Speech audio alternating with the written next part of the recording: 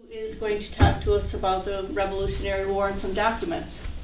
Thank you, Mr. Shields. Thank you very much. Thank you. Thank you, Kathleen, and thank you to all of you for allowing me to come to your meeting and giving me the opportunity to relive a bit of my childhood. I get to do another show and tell session. It's been a while. While I'm not a professional speaker, I'm hopeful that you'll find my presentation interesting and that in some small way it will inspire you to keep digging deeper into your own personal interests. A bit of background.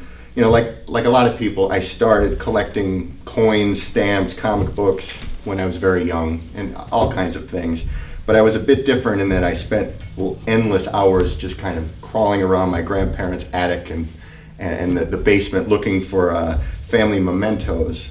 That early interest in my family's history just kind of naturally progressed into a lifelong passion for American history, particularly centered around the colonial and the Revolutionary War eras.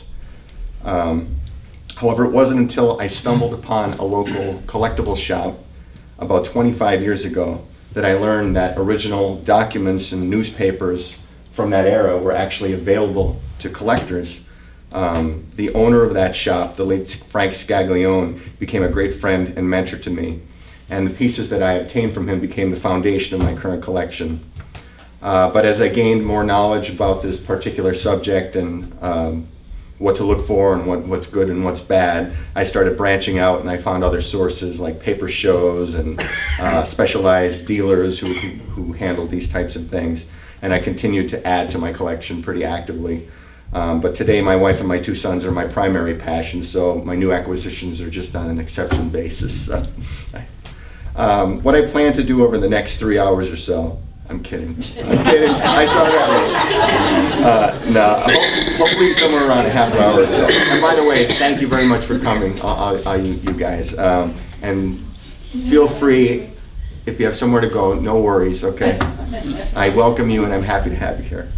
But what I plan to do is to show you some of my pieces from my collection, but I'm going to share all the details and the observations that I've been able to gather around 4 of them in particular. Ultimately, what I'd like to do is I'd like you to go away with the realization that these relics from our past and others like them are in fact alive, and they have stories to tell about their origin, who created and handled them and why, and what was happening around them as they fulfilled their original purpose.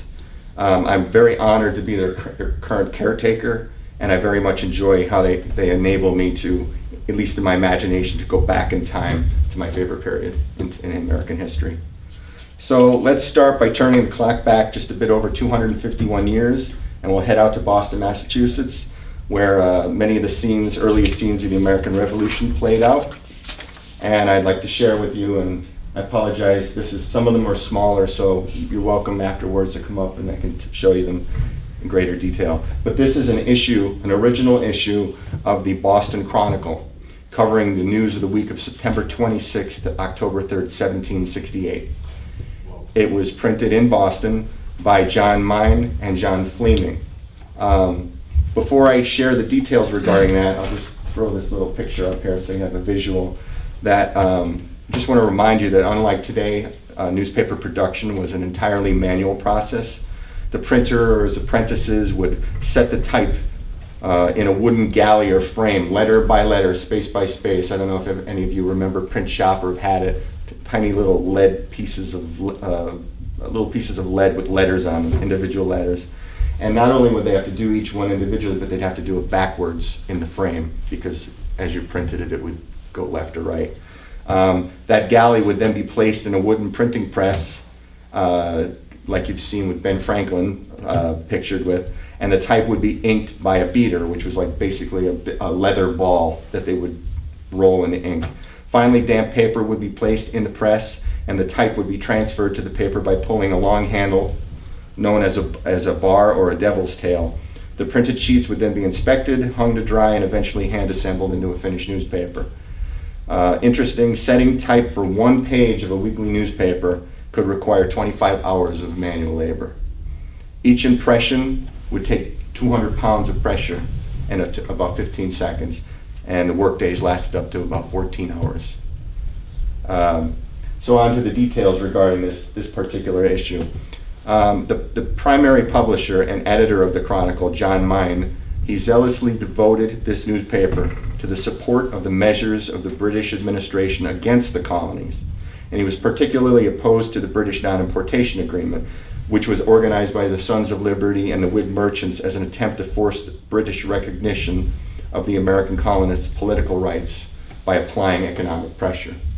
Mine sought to discredit certain signers of that non-importation agreement, for example, John Hancock, by he actually went to the trouble of obtaining and publishing all the ship manifests that of all the imports that arrived in Boston during the period of the non-importation agreement. And the implication was, what he was trying to show was that the signers were every bit as guilty of violating the agreement as those who did not choose to sign, the non-signers, and their names were being published in the Patriot newspapers as enemies of their country. And John Mine's name was among them. And this is just a little example. This is another paper in my collection. It's from 1770, January 1st, Boston. And here's the list of names of those who didn't sign, and John Mine's name is right there. Let's see. This of course made him very unpopular with the Patriots, and his unpopularity as a loyalist or a Tory, as they would have been known, continued to grow. Finally, on October 28, 1769, I'm going to read you a little bit from a book that I have over there on the table. It's called As If an Enemy's Country, it's a great book. Mine and Fleming left their store and they ventured onto King Street. Each carried a loaded pistol, as has become their habit. Blocking their paths were several men who thought themselves ill-treated in a late publication of Mine's. Mine pulled his pistol and threatened to fire if they didn't stand off. Closely followed as they hastened up King Street, Mine and Fleming fled into the guardhouse across from Town Hall. And one of the two, the crowd believed it was Mine, but evidence points to maybe it was Fleming. He wildly discharged his pistol as they retreated into the building. A warrant was issued for his arrest, but his friends spirited him away at the last moment. He remained in hiding for a few days before seeking refuge on a ship in Boston Harbor. Unapprehended, he sailed for England in the second week of November, never to return. Thus ended a short 3-year publication of the Boston Chronicle from 1767 to 1770. That enough makes it fascinating, but there's some content in there which is really great. There's an advertisement in here, and I'm kind of flipping, and don't mind, the logistics are difficult, but there's an advertisement in here. Actually, I took the wrong thing down. Right here. And it's right there in the upper corner. If you can see any of it, you can at least see how it's laid out. It's an advertisement for a printed lyric sheet to the new and favorite Liberty song, In Freedom We're Born. The lyrics of that song had been written by a famous Pennsylvania founding father, John Dickinson, and it was set to the tune of Heart of Oak, which was the anthem of the Royal Navy of the United Kingdom. Just to kind of bring it to life a little bit. So here's the advertisement. It's being sold, the lyric sheet, at the print shop, and this is what it would have sounded like.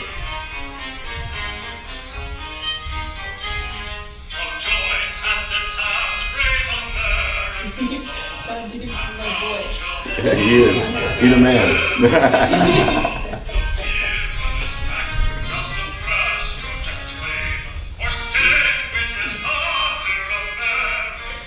18th century rap.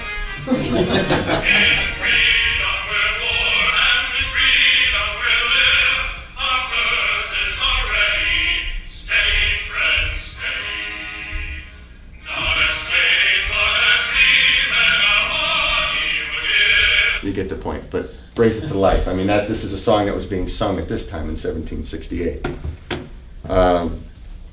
So I'm a musician, so that's the reason that I was drawn to this particular issue. But as I was waiting for it to arrive, I started doing some research around the date, and I realized that something very important happened that week. And I was hoping that when I received it, I would find a report inside. So when it finally arrived, I started reviewing it, And while it wasn't the one I was looking for, the first thing I discovered was a report of a meeting that really kind of foreshadowed our first Continental Congress that happened in 1774. It's dated Boston, Massachusetts, the Massachusetts Convention of Towns. It's a lengthy report setting out what was unanimously agreed upon as a result of the conference of the committees chosen by a number of towns and districts. There were 96 towns and 8 districts convened at Boston on the 22nd day of September 1768. And it was really what it was an extra legal assembly that was held in response to the news that the British troops would be arriving to kind of crack down on the unrest in the town.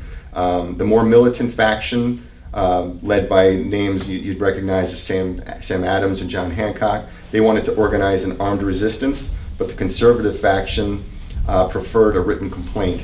In the end, the conservatives won out and the delegates endorsed a series of mild resolutions before disbanding. But again, that's a kind of foreshadowing what would happen about 6 years later. However, as I kept reading, I finally hit the jackpot and I found a report which was what I was hoping was in there. And it's troops arrive in Boston, okay? Friday last, about 2 o'clock, the Romney, which is a British ship, military ship, and the rest of His Majesty's ships of war and armed schooners, with the troops from Halifax on board, consisting of the 14th Regiment, commanded by Lieutenant Colonel Dalrymple, the 29th, commanded by Lieutenant Colonel Carr, and a detachment of the 59th, commanded by Captain Wilson, with a company of the train of artillery and 2 pieces of cannon, came to anchor before the town. On Saturday forenoon, the troops were put on board the armed schooners and the boats belonging to the men of war, and at 12 o'clock were landed on the Long Wharf. From the wharf they marched into King Street and from thence to the Common. About 3 o'clock, at about 3 o'clock, a company of the artillery train with 2 pieces of cannon joined them in the Common. If you've been to Boston, this is Boston Common, where the 29th Regiment encamped. The 14th Regiment marched in the evening to Faneuil Hall, and after waiting some hours were admitted into the hall. On Sunday night, part of the 14th Regiment were quartered in the townhouse. The detachment of the 59th and the train are quartered in some stores on Griffin's Wharf. This is a depiction, this was engraved by Paul Revere, of the arrival of those troops and coming ashore from the ships in the harbor to Long Wharf. This happened the week this was printed.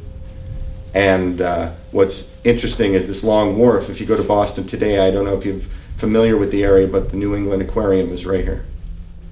And the Marriott's right there.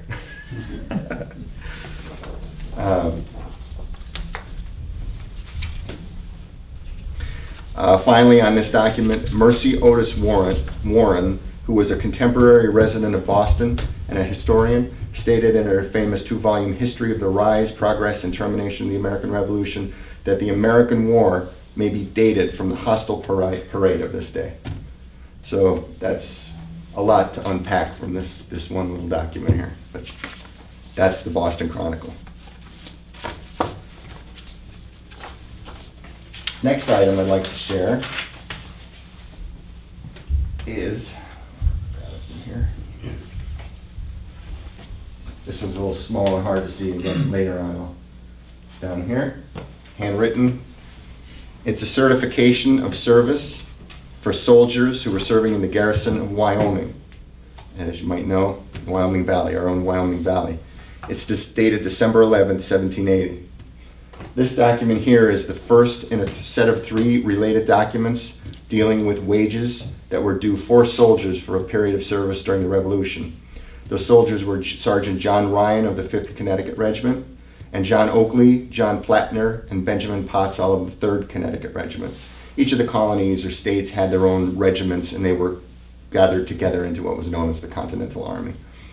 With respect to Connecticut documents of this type, it's common to see these sets of related documents, and they generally break down like this. The first document, which this is a document signed by an officer of the Continental Army or town officials certifying that the soldier or soldiers to whom the documents pertain, the payments were due, were in fact enlisted into the Connecticut line before the first day of January and therefore entitled to their wages. Again, this is the particular document that I have. And in this case, that certifying officer, you might recognize his name, is Colonel Zebulon Butler.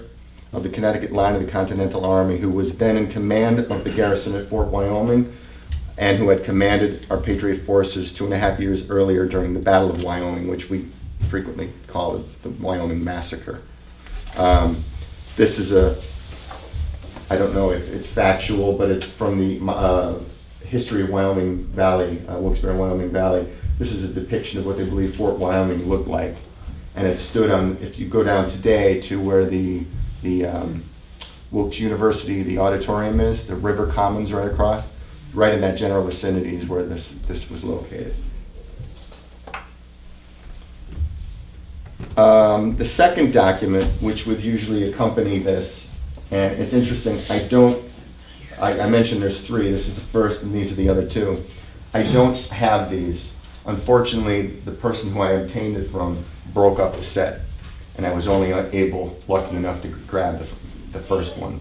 So these are now spread out into 3 different collections, which I think is a shame, but I tried. The second document here is a document in which the soldiers authorized the committee of the pay table, which was the official office that the wages were issued by, to assign or deliver the wages due them to someone else on their behalf. And in this one you can see that the soldiers, Ryan, Oakley, Potts, and Plattner, have all signed the document, and they were authorizing Lieutenant Obadiah Gore, who was also the 3rd Regiment, to receive the wages that were due them.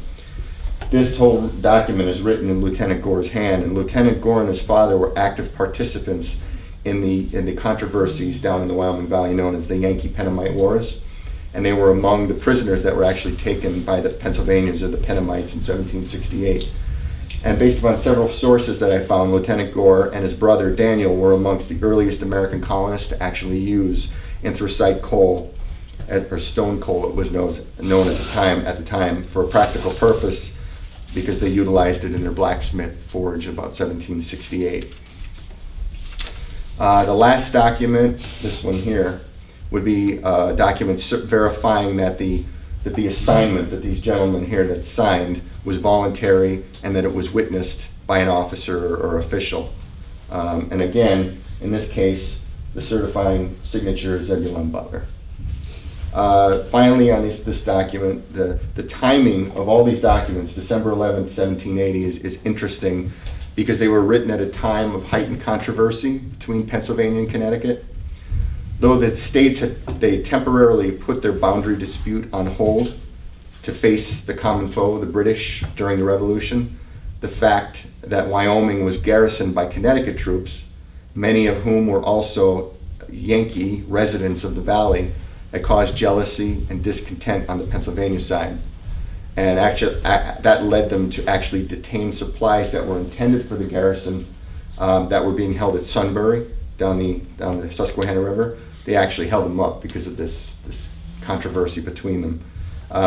That jealousy and discontent eventually led Congress to direct General Washington to relieve the garrison and replace them with troops from another state that belonged to neither Connecticut nor Pennsylvania. In fact, just 18 days after these documents were written, General Washington wrote to Colonel Butler, informing him that the garrison would be relieved by troops from New Jersey under the command of Captain Alexander Mitchell. That action led all these soldiers that signed this document to petition the General Assembly of Connecticut for discharges so that they could remain with, support, and defend their families who were all residents of the Wyoming Valley. I know that one of them, at least, I found evidence was discharged per his request. Not sure about the others. So that's some history on that second document. Any questions?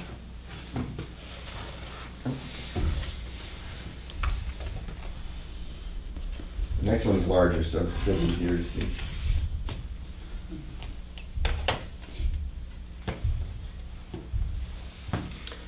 This is a company muster roll of the 7th Massachusetts Regiment, and it's dated May 18, 1782. This document actually pertains to the April 1782 muster of the 7th Massachusetts Regiment, which occurred at West Point in the Hudson Highlands, the present-day location of the illustrious United States Military Academy. The regiment was commanded by Colonel Gamaliel Bradford, and it saw action at the battles of Saratoga in 1777, the Cherry Valley Massacre in New York in 1778, and they actually participated in Sullivan's expedition in 1779. It pertains specifically to the 3rd Company of the regiment, commanded by Captain Rufus Lincoln of Wareham, Massachusetts. It captures details regarding 38 members of the 3rd Company, and it lists their name, the term of enlistment, 3 years of the war. It notes any casualties, how long it's been since they were last mustered or enlisted, and any changes since the last muster. The results of this muster were certified by the signatures of Captain Rufus Lincoln, who signs it right here, Rufus Lincoln, Captain, as a commander of the company, Colonel Walter Stewart, right here, who at the time was serving as Inspector General of the Northern Army. Regarding Stewart, he was a very active officer throughout the entire Revolution, and he was wounded during the Battle of Monmouth, New Jersey in June 1778. He was called, this is more fun, he was called the Irish Beauty by the ladies of Philadelphia, and he has also been described as the handsomest man in the American Army. I'll let you judge. What do you think, ladies? Is he a handsome man? And this is actually a portrait, a full-length portrait of him in front of one of his encampments of the Pennsylvania Regiment. Interesting, he was likely a prime mover behind what was known as the Newburgh Conspiracy of 1783, in which many of the officers, concerned that they wouldn't receive their back pay or pensions if the Army disbanded, planned a military coup against Congress, which General Washington famously diffused at a meeting at Newburgh. The interesting part of that story is that he was addressing them and reading them letters from Congress and trying to assure them that they would receive their due and the honor of serving should be pay enough. And at some point he couldn't read, he was struggling, and he reached in his pocket and grabbed glasses just like these and put them on, and it drew tears from his officers, and it immediately crumbled. Because he said, "Excuse me, because not only have I grown old in the service of my country, but I've also grown blind." So it was a moving moment of the Revolution.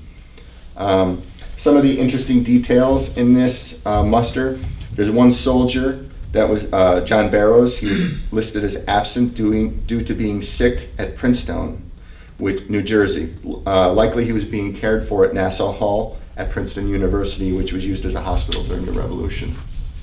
There's 3 soldiers that were absent due to being detached to other posts. Those posts were Ferries, Dobbs Ferry, and Verplank's Point. They were both key strategic locations, which allowed troops and supplies to be transported across the river. There's a drummer listed up towards the top somewhere. He's right there. He was one of the many courageous African Americans who served during the Revolution. He's one of the relatively few on this document who enlisted for the duration of the entire war, not just 3 years or a shorter term. There's 2 soldiers absent due to their serving as servants or orderlies to General Glover of Marblehead, Massachusetts, who famously led Washington across the Delaware River, and General Hand of Lancaster, PA, whose home is still there and you can visit, Rockford Plantation. With respect to one of these soldiers, his name was Merrick Wilson. I actually found correspondence between General Glover and General Washington, and General Washington directed him to either return Wilson to his regiment immediately, or for him to send another man of equal goodness to take his place. And here's General Glover's letter written from Marblehead to General Washington, and here's the orders to General Glover from General Washington regarding the return of this soldier. And finally, there's one soldier, James Raymond. He's absent due to being a prisoner of war at New York. It's extremely likely that he was either held prisoner at one of the notorious Sugar House prisons in New York City, or aboard the monstrous Jersey prison ship in New York Harbor, or one of the other prison hulks. They used old ships and they just took the masts and sails off them. They were just floating prisons. And it's thought that as many as 18,000 captives of the British may have died around New York City during the Revolution. And finally, this document was amongst the wartime papers of Captain Lincoln, which were passed down to his descendants. And in early 1904, one of those descendants, James Minor Lincoln, published a book entitled The Papers of Captain Rufus Lincoln of Wareham, Massachusetts. And this document is actually reproduced in that book. I thought I had a page marker, but I do. It's right there. It's the same exact document. But this is all of his other papers included.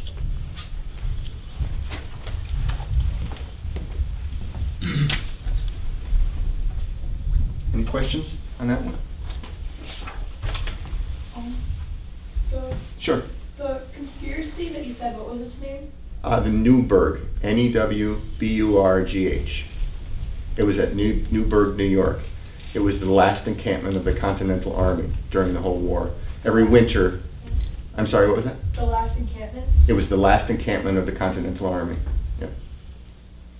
Every winter, the troops, the armies would go into winter quarters, and they'd wait for springtime and better weather and roads to continue on with the warfare. There were skirmishes and things, but that was the last encampment. Like Valley Forge was another encampment, but that was the last one at Newburgh, New Windsor. Newburgh, New Windsor.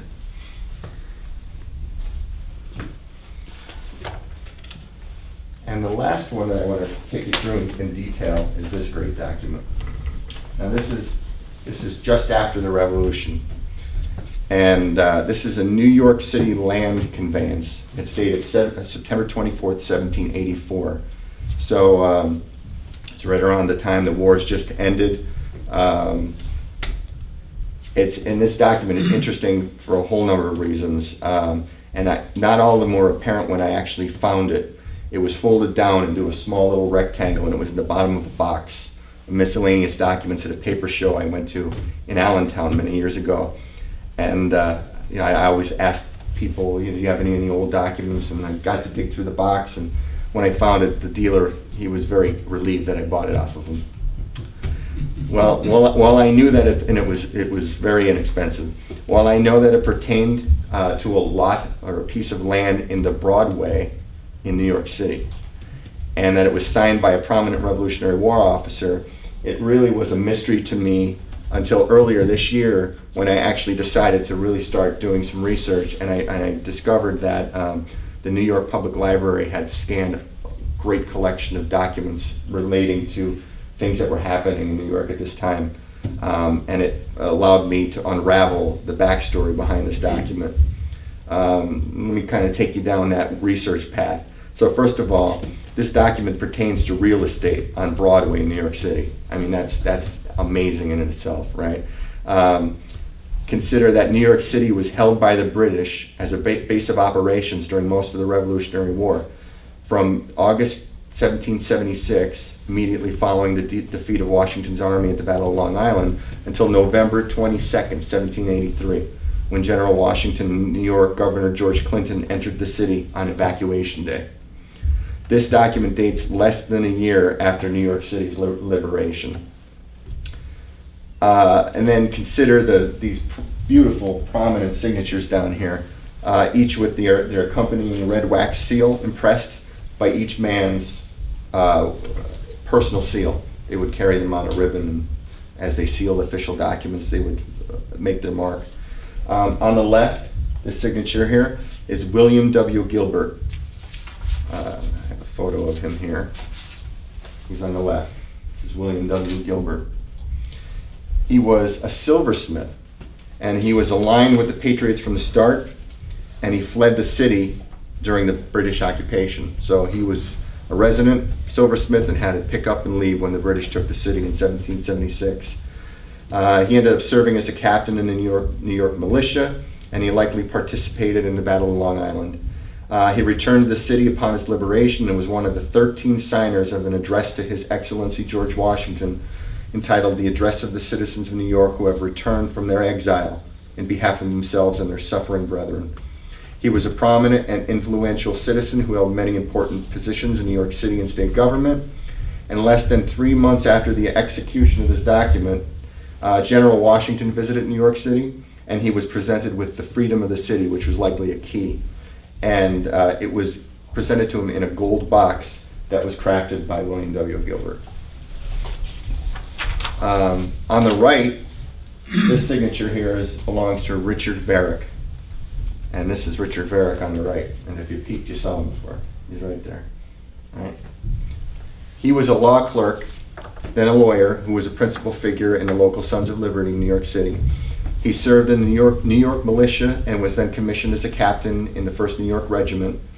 But he was swiftly detached for duty as the military secretary, which they called an aide-de-camp, to Major General Philip Schuyler, who commanded the New York Department of the Continental Army. On August 14, 1780, Varick was named General Benedict Arnold's military aide, after Arnold offered him the position. On September 25th, 1780, about a month after that, Arnold's collusion with the enemy was discovered while Varick lay sick in bed. While Arnold sent a letter to Washington in which he dispelled his aides of any knowledge of his transactions with the British, Washington had Varick placed under arrest as a safeguard. That whole story of Arnold's, the discovery of his treason is fascinating. It was a very quick escape. In early November, a court of inquiry not only found Varick's conduct unimpeachable, but thought him entitled to a degree of merit that does him great honor as an officer, and particularly distinguishes him as a sincere friend to his country. So he was found completely innocent of any wrongdoing. In 1781, Washington personally chose Varick as his recording secretary and charged him and a small team of clerks with classifying, sorting, and copying the wartime papers of the Commander-in-Chief of the Continental Army into 42 volumes. This great mark of confidence from such a great man spoke volumes, pun intended, right? And when the task was completed, Varick received Washington's sincere thanks. So having been given that task by Washington, no one had any doubts any longer about his loyalty. He went on to hold various important positions in New York City and state government, and then he was commissioned of mayor of New York City, and he held that position for 12 years. Next point, consider that there's this, I read this and it's very difficult. There's 2 or 3 pages and it's cumbersome legal language, but several times in there's various laws that are cited regarding laws that were passed allowing any loyalists who had fled the city when the British evacuated and the Americans returned, the Patriots returned, to pay the assessed value of any lands they owned. Otherwise, those lands would be auctioned to the highest bidder. So, remember, the loyalists who were being given the opportunity to pay their assessed values, they fled the city with the British. So they're not going to be there to pay it. On this note, my research uncovered a reference to this particular lot of land, and it was found in a book called Loyalism in the New York City, and it mentioned the particular owner of this land in that book. So there's several references I found backing up that the people who own the land that's discussed here were in fact loyalists. Consider that the successful purchaser of this land when it eventually went to auction was Richard Harrison, who's named in this document. He was a lawyer who practiced law in New York City, and I found out he was a partner of Alexander Hamilton.